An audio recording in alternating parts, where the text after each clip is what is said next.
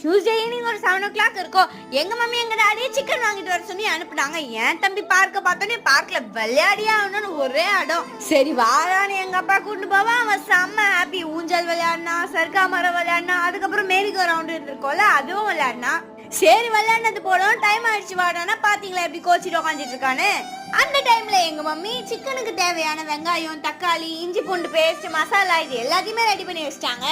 மறுநாள் எனக்கு computer science exam தான். அதனால எங்க மம்மி வந்து இட்லி ஊத்த சொன்னாங்க. நானும் கடகடன்னு இட்லி ஊத்திட்டு படிக்க போயிட்டேன்.